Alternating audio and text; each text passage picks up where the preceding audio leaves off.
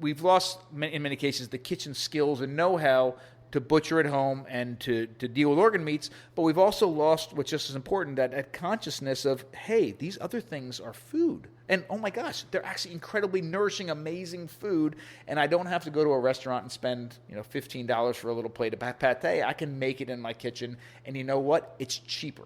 I mean, that's the crazy part. It's cheaper, it's delicious, and it's more nourishing.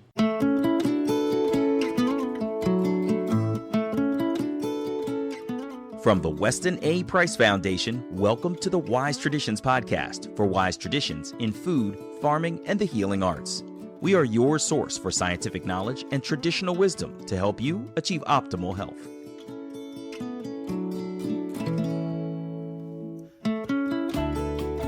Hey, Hilda here.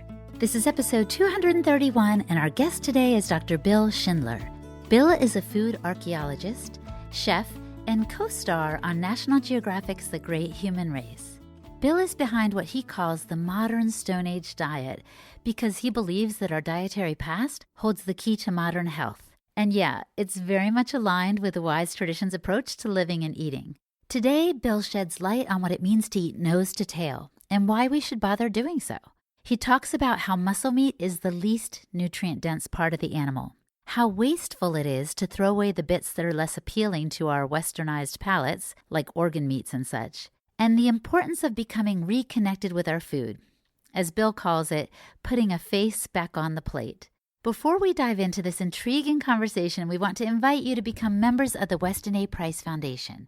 We are a member-supported nonprofit committed to education, research, and activism. If you appreciate what we do, join hands with us. Membership is only $40 a year.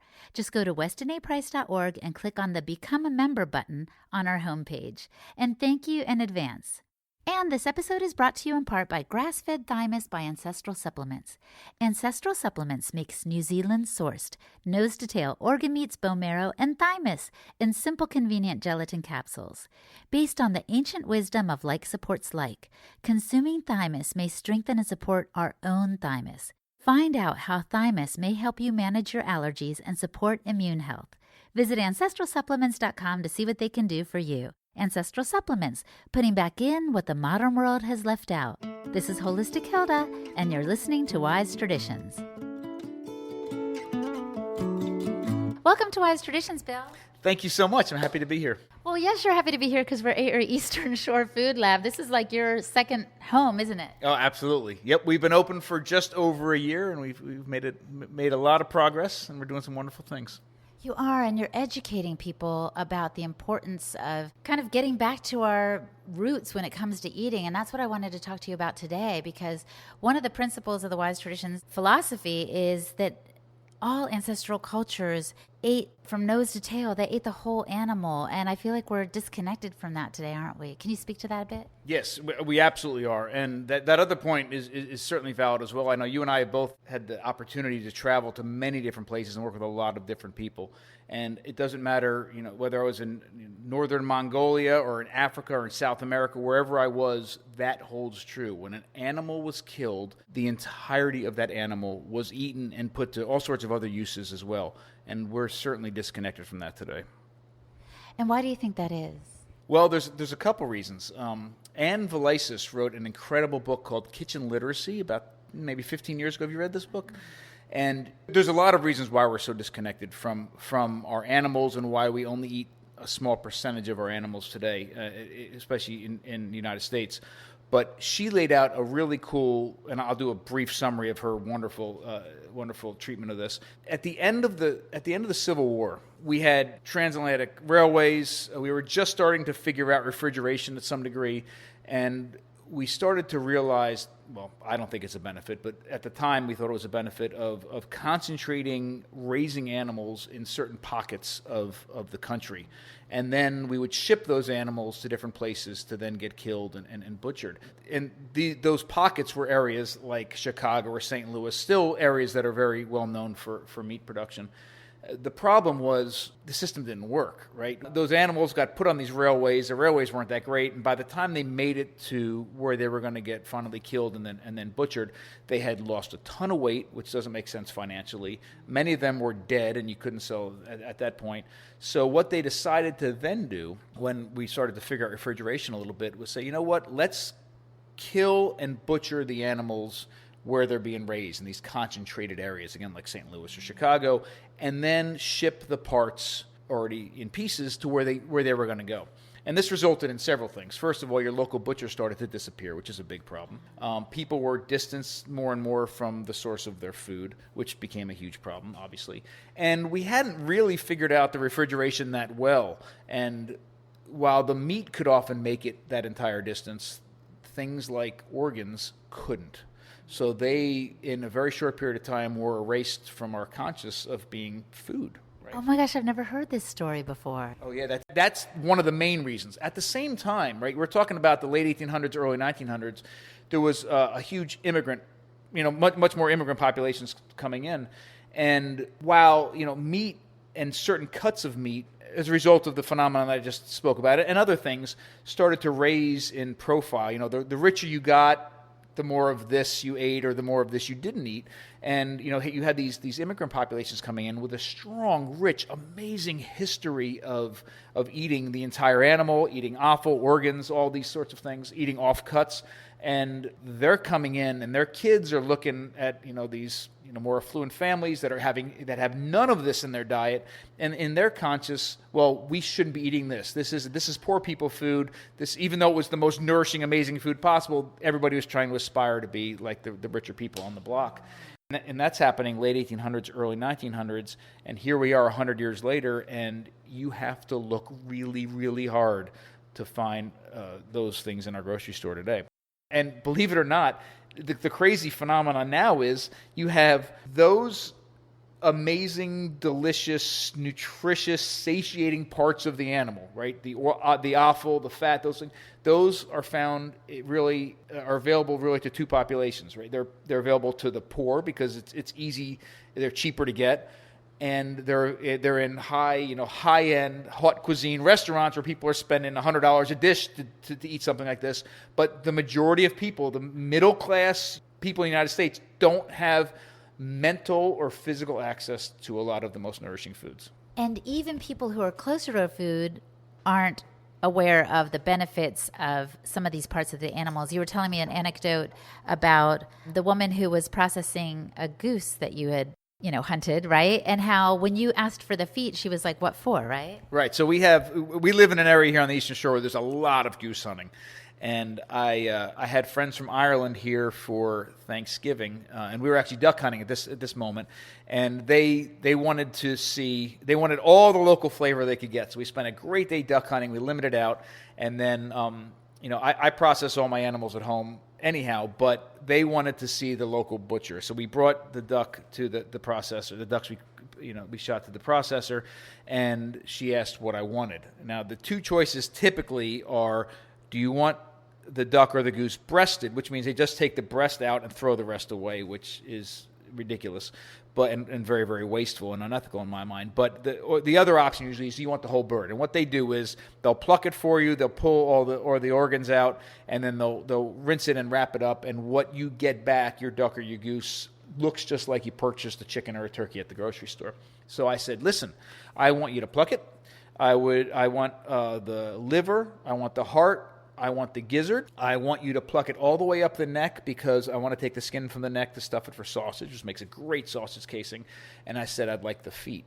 And she wasn't too fazed with most of that until I said, I want the feet. And she looked up at me and she said, she's been working there for years. And she said, I have been working here for years, and I have processed hundreds of thousands of ducks and geese. And she said, and she was saying this actually, she was angry. She said, she was angry at me. Angry. She said, nobody's ever asked for the feet. And I looked at her in disbelief. I'm like, nobody's asked for the feet. And she's like, nobody's asked for the feet. What are you going to do with them? I said, I'm going to put them in the bone broth. And she said, bone broth? What's that? I said, stock, soup. And she looks at me with this look of disgust. She said, well, that ain't no soup I'm ever going to eat. And I'm thinking, oh, my God, you would love it. Maybe I should bring her some. You totally should. Yeah, absolutely. So it's just an example of, here we are in a situation where people are working very hard to connect with their food. They're sitting in freezing temperatures for days on end to hunt. And,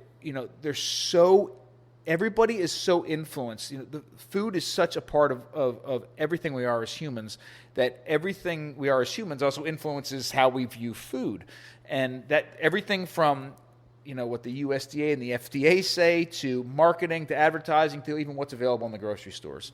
And the fact that, if you walk into the grocery store and you're going to buy chicken for dinner, 9 times out of 10 you walk out with just a chicken breast.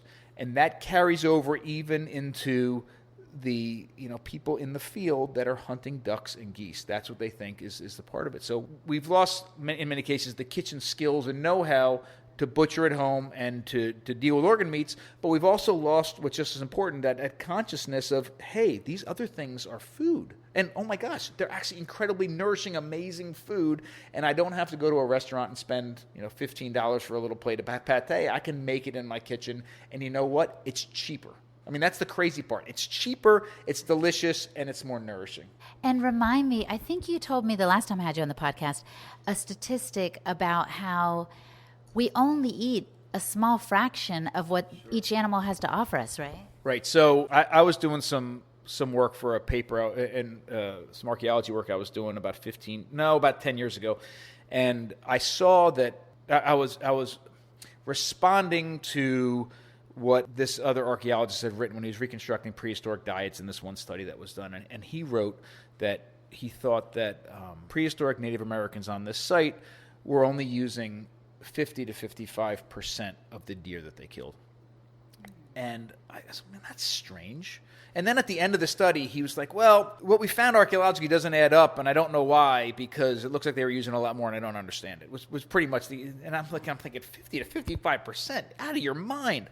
So I went back and I started looking at the references that he was using, and I started peeling back the layers, and the root of that comment in the paper was he was citing like a 1950s animal husbandry book where they were talking about the percentage of pigs and cows that make it to market, right? The part that ends up in the grocery store. And the statistic is somewhere around 55% of a pig and 55% of a pig and 50% of a cow is the average amount of that animal that ends up in the grocery store packaged for us to buy. And that's a huge problem because as you started off the podcast saying, as you and I both know, and anybody who follows Weston Price or anybody doing that sort of work realizes that indigenous and traditional groups around the world eat a lot more than that. They eat the entire animal. And I've seen numbers upwards of 95% or more of an animal providing incredible nutrition. And the problem is, and what I was saying before, is that 50% of that animal is all meat. Right, that's what it is. That's what ends up getting to market. The part of the animal that's not consumed represents much more than half of the nutritional value that animal has to offer. So you're saying there's more nutritional value in what we're throwing away than in the muscle meat that we're eating? Absolutely, on every single level, from macronutrients to micronutrients to enzymes, vitamins, all of it across the board. So we are literally throwing away or using for some other purpose. In many cases, not sometimes it's pet food, sometimes it's all sorts of other things, but not people food. Right? It's getting tossed or discarded or repurposed for something else. Meanwhile, when you look at it through the lens that I'm suggesting, we're getting the least nutritious part of that animal. Right? It is the flesh. If it's many of us look at diets from a nutrient density perspective, and meat or flesh is a lot more nutrient dense than fruits or vegetables. There's no doubt. But it is the least nutrient dense part of an animal. Right? And think about that. It is the least nutrient dense part of an animal. So here you have this incredible resource, and we're taking all the incredible part of it and doing something else with it other than nourishing ourselves. So there's huge problems to me, in my mind, for dietary implications, for sustainability implications, for ethical implications. I've never enjoyed killing an animal ever, but I find fulfillment in being that connected to my food and then taking that animal and finding every way possible to use it and nourish myself and my family with it. And, that sort of nose-to-tail approach can certainly offer that. The cool thing, my lens, I look at all this through technology. I mean, in my mind, for 3.5 million years, we've been creating technologies to overcome our physical limitations and access food from our environment, and most importantly, transform those resources into something that our bodies can actually derive nutrition from. And we've been doing this for 3.5 million years. But one of those, and we don't think about it this way today, but one of those, the most powerful technologies that we've developed, or at least accessed or unleashed, that allow us to take a resource that is inaccessible to our human bodies and turn it into the most nourishing food on the planet, is animals. I mean, when we treat animals as a food resource the way we have in the past, what they do is they are physically equipped to take food that is inaccessible to the human body. Inaccessible because it's unsafe, inaccessible because the nutrients are locked up and our bodies can't access them, whatever. But they take the food that we can't derive nutrition from, and because they naturally have mechanisms in their body that they can transform, cows can transform grass, ducks and geese can transform grain naturally into fat, organs, blood, meat, milk, whatever, that we can derive nutrition from. And animals are a technology that doesn't. Now, we don't think about it today because we feed animals people food, and then, the whole system gets screwed up. But when, reindeer in northern Finland take lichen off of rocks and transform it into some of the most incredible nutrition possible, and just ask the Sami, they know, and they eat the entire thing. But when we take that animal and are feeding it people food, and then we only eat the meat, we've completely screwed up the whole system. Coming up, Bill explains how you don't have to be a farmer or a hunter to take steps to be more connected to your food. You're listening to the Wise Traditions podcast from the Weston A. Price Foundation. We pause now to recognize our sponsors. White Oak Pastures. White Oak Pastures is the only farm in the United States with scientific data proving our regenerative farming practices are producing carbon-negative products. Our cattle sequester more carbon than they emit in their lives, which means that as a consumer you can fight climate change by shopping at whiteoakpastures.com. We pasture raise and hand butcher 10 species of livestock, which can be shipped directly from our farm to your door. Vote with your dollars for a production system that is good for the animals, good for the soil, and good for rural communities like Bluffton, Georgia. You guys, I have been to White Oak Pastures, and I can personally vouch for their quality and integrity. So shop for your meats, poultry, tallow skin products, pet chews, and leather crafts at whiteoakpastures.com. And this episode is brought to you in part by Grass-Fed Thymus by Ancestral Supplements. Ancestral Supplements makes New Zealand-sourced nose-to-tail organ meats, bone marrow, and thymus in simple, convenient gelatin capsules. Based on the ancient wisdom of like supports like, consuming thymus may strengthen and support our own thymus. Just in time for allergy season, support your thymus this spring with unique peptides such as thymosin, thymopiatin, and serum thymic factors to regulate, strengthen, and support immune health. Thymic extracts have been shown to normalize and modulate the ratio of T helper cells to suppressor cells, whether the ratio is low, as in chronic infections and cancer, or high, as in allergies and autoimmune diseases. In other words, thymic factors appear to balance the immune response up or down as needed. Visit ancestralsupplements.com to see what they can do for you. Ancestral Supplements, putting back in what the modern world has left out. This is Holistic Hilda, and you're listening to Wise Traditions. Yeah, I was thinking about, I met some Sami one time. I actually hosted them in my house. It's a long story. Yes, but this is before I was into all this, Wise Tradition stuff. And they were talking to me about their blood pancakes. And I was like, ooh, I had this, reaction because I was disconnected. You know what I mean? Like I had this squeamishness, which I think we still have today. And short of hunting and processing our animals, how can we get past that, do you think, Bill? Well, I think it's through that connection, right? It's first of all, everybody needs to understand that your body was built on animal foods in the diet, and it wasn't meat, right? So we're fully equipped and actually require high-quality animal foods in our diet. And when I say high-quality, I mean we require the organs, we require the blood, we require the fat. And there was a recent article came out of Israel about fat made us human, which I fully believe. But to back it up very quickly, if we look through an evolutionary scale, we started eating meat at 3.5 million years ago. It's first evidence, 3.4 million years ago, first evidence of meat eating. We were scavenging from kills. But when we introduce meat into our diet, we don't see a huge change biologically. We don't see a huge body size jump. We don't see a huge brain size jump. Both of those require credible nutrition. It isn't until we start hunting that our bodies and brains jump to almost modern proportions, right? So in my mind, when I look at that, through our evolutionary past and our dietary past, and I'm saying, okay, the important thing here is when we start hunting, because when we start hunting, we have first access to the most nutrient-dense parts.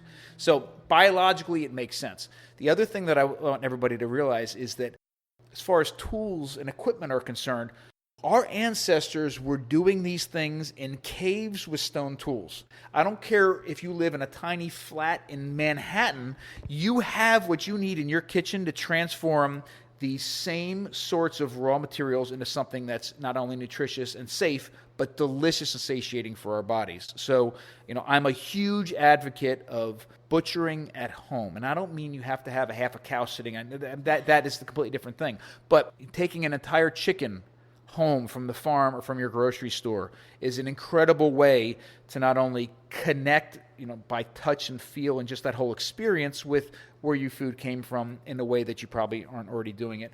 But also you have, if you buy the whole chicken, more often than not, you have the heart and the gizzard and the liver stuffed back inside of it that you can do all kinds of wonderful things with.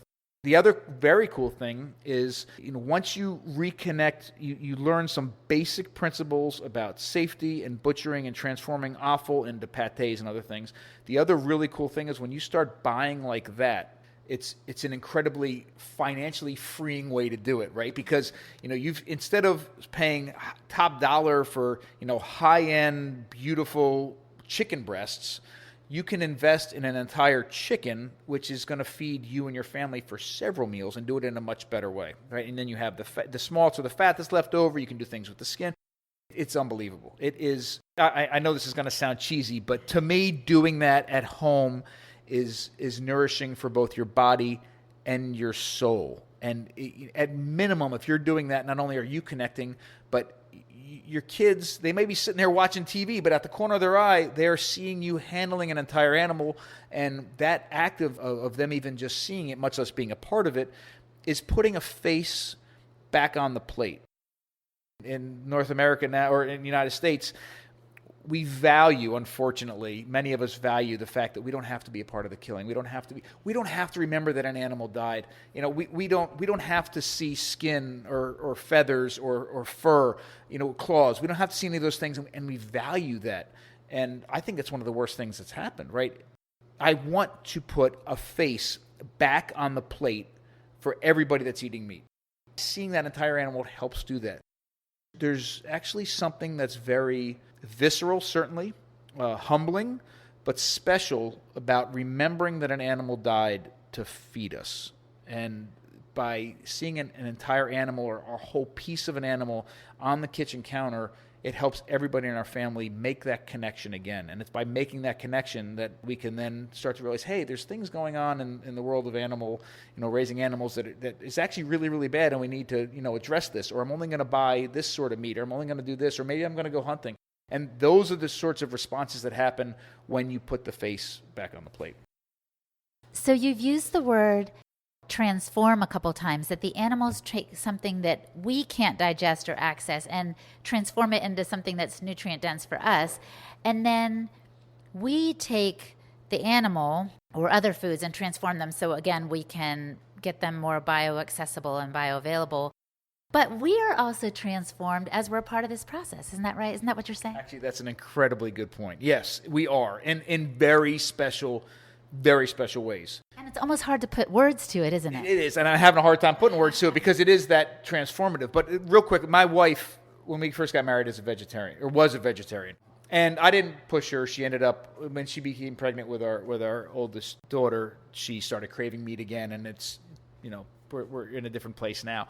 But she herself, I took her hunting for the first time a couple weeks ago, and that was transformative on a lot of different levels. But my wife and I have been married for almost 20 years. We've been together for a few years longer than that. But just to see how, my approach to animals, how I brought it into the house, and then how she's responded to it, and then has become a part of that entire process. I mean, the word is transformative, and this is what I'll sort of use as an example. When we first got together, the idea that there was life behind the food on the plate was something that she was repelled by. Right? It was like, oh my gosh, I don't want to think about it. Don't tell me. Right?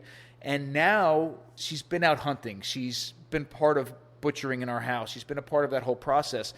And now we sit down and we enjoy a meal that's nourishing our bodies, but at the same time, the conversation is, believe it or not, it's going to sound morbid, but it's not. It's actually beautiful. It's about the life of that animal. Like, we'll sit down and have a piece of venison, and my son and I will be talking about, in front of the entire family, about when that deer first stepped out of the woods and what it was doing, and and how it walked, and when it looked up. And then the hours that we spent transforming that animal into this plate of nourishing food. That's special. That's connected. That's the place that we need to get back to. And you can't put a price tag on it. And it's more than just nourishing our bodies. It's nourishing our essence. It's nourishing our lives. And that's a system that is sustainable. And that's a system where animal rights and the proper treatment of animals and the proper handling, that's a system where those things can then be addressed because we're tuned in and we're connected to it. Yeah, and you used a word earlier about how we enjoy kind of being disconnected. To get something in a little plastic package at the store on some level might make us feel like we're above the primal instincts of needing to kill to eat. But the truth is, that's not how life works. Don't even plants die when we eat vegetables? I mean, I'm just saying. Yeah, absolutely. And I know, somebody like Leah Keith does a great job with this. When she talks about how it works when plants die and how that is so closely related to, certainly when animals die as well. I don't want to say it's unfortunate because it's not unfortunate, it's the way it works. Things die for us to eat. That's where we are in the food chain, right? So, grass can use sunlight. And then herbivores take the grass and kill the grass and transform that into their food, the food they have to offer. And then we take that and turn that into, nourish ourselves with it. That is a system that works. That's a system that we need to be connected to for it to work fully, to work properly. And again, eating a piece of steak every single day, the same cuts, there is nutritional value in that over not eating meat at all, certainly. But that's not a connected sort of approach that I want to be a part of either, right? So, on every single level, taking, and I've said this to you before, but I fully believe one of the most important things that we can do is to take a step. Take one step closer to the source of your food. So if you are, if you're buying chicken breasts from the store in the package, then buy the whole chicken. If you're buying the whole chicken from the grocery store, then actually go to the farm, meet the farmer, have the farmer meet your kids, right? And give the money directly to the farmer, but also see the other chickens that are running around. See how they're treated. Be a part of that process. Even just being there is being a part of that process. Letting your kids realize that the chicken running around with its head on and its feet moving is the same animal as what you're bringing home in that package. And if you're already doing that, then go out and go hunting. Or, if hunting is something that you don't want to do or you don't have access to for a lot of different reasons, then, everybody knows a hunter. See if you guys can barter. See if they can give you something. See if they can even take you out and just have you sit and take a peek. Ask them. A lot of the hunters don't want to process their own animals. See if you might be able to help them cut it up one night and give them some labor, and you can take a steak or something home. But every one of those things may seem like a small step, but you know what? It's an accessible step. It's something that we can do with huge benefits, huge paybacks. Plus, I feel like if there's like a zombie apocalypse or something, we'll be ready. It's good to know. Like, Absolutely. we need to know. Otherwise, if we're just depending on the grocery store, all I can eat is Well, yeah, I guess some things growing between the cracks in the sidewalk, but like I'm going to need help, right? Yeah. I hope the zombie apocalypse doesn't happen. But, the message that I really want to send is connection is the most important thing, right? That's what I'm really working towards, is trying to connect people with their food, how we ate in the past, but where it also comes from today, and what you can do literally in your own kitchens to transform raw materials into the most nourishing food for both your body and for your soul. And through that whole connection, you just literally connect with everything that it means to be human. All this is accessible in your own kitchens. And if some of this seems like too big of a leap to go run out into the woods, right? The things that I'm talking about, the liver, the heart, the kidneys, the fat, all of those things, if we look hard enough, we can find not too far away from our own homes. They might not be in the grocery store, but they might be in the butcher. Believe it or not, some of these things, not that we necessarily, this is the best answer, but some of these, you can get high-quality lard and tallow from Amazon and have it delivered to your house. Wow. But start to learn to cook with these things. I guarantee you'll be happy that you did. Well, that's a great first step. And usually at the end, I ask if there's one thing the listener could do to improve their health or to move in this direction. What would you recommend? Sounds like you've already answered that. But in case you have something else to add, what's one thing you think the listener could do to improve their health or to move in this direction? So number one, make it a goal to try to cook some sort of offal, right? So when I say offal, I mean organ meats or fat. So render lard or make pate, or I think liver is probably the most accessible because I love pate and it's very easy to make and it's incredibly delicious. Some people would argue that the liver is the most nutrient-dense and bioavailable part of an animal. So that alone you should do. But if liver, the texture is not your thing, it should be, but if it's not, go for the heart. I mean, the heart is like sort of the gateway drug to organs because it's actually, it's a muscle, right? It's a muscle. So the texture of the heart would resemble the texture of the meat. So you're starting to get into that kind of inside of the animal, but you're not taking this huge flavor and texture leap. So number one, I would say start to cook some sort of offal. Number two, and I know we've talked about this before, is try to source something at least once a year directly from the environment. Go foraging, go fishing, go hunting, go clamming. There's so many ways that you can do it. And you're not going to be able to do it for all of your food every single day. It's impossible on so many different levels. But even if you do it once, get your kids out, do it. The paybacks are enormous. And you know what? There's probably no better way to connect with your ancestors and your ancestral diet than to pick something wild and then consume it, or to harvest something wild and then consume it. You've been a part of the entire process, and then you go back and you have those stories, the stories I was talking about earlier. And, it's almost, we went foraging once we went foraging a lot in Ireland, but when we lived in Ireland, there was this one particular day. I'll give a quick version, I promise. Great, I want to hear. So there's this one particular day that the kids were a little bit ornery, and I wanted to go foraging. And I said, we're going to drive to the Wicklow Mountains. It was about 15, 20 minutes south of us, and we're going to go foraging up in the mountains. And everybody looked at me like I was out of my mind. And they were already not happy with me. I forget why. And the last thing they wanted to do was traipse around the mountains all day picking food.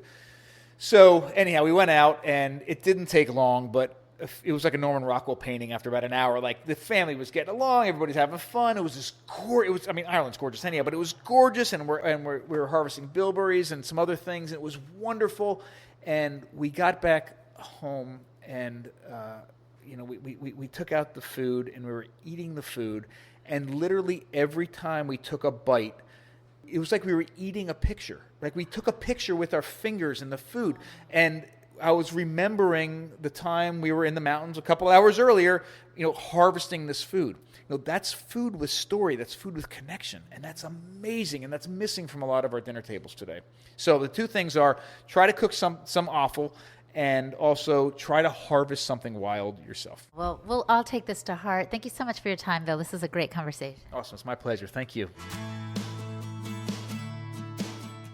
Our guest today was Dr. Bill Schindler. Visit his website for more on the modern Stone Age diet and eating like humans again at drbillschindler.com. And I'm Hilda Labrada-Gore. Follow me on Instagram at Holistic Hilda. And for the show notes for this and every podcast episode, just visit our website, westinaprice.org, and go to the podcast page. That's it. Thank you so much for listening, and see you next time. On behalf of the Weston A. Price Foundation, thanks for listening. We have many free resources to support you on your health journey. Visit westonaprice.org to find podcasts, articles, videos, and more. You can also find a local chapter near you for help in finding sources of great food. We invite you to support the Foundation's mission of education, research, and activism by becoming a member. Thanks again, and take care. Wise Traditions is a project of the Weston A. Price Foundation for wise traditions in food, farming, and the healing arts. The content on this podcast is provided for informational purposes only and is not intended to substitute for the advice provided by your doctor or other healthcare professional. It is not intended to be, nor does it constitute healthcare or medical advice.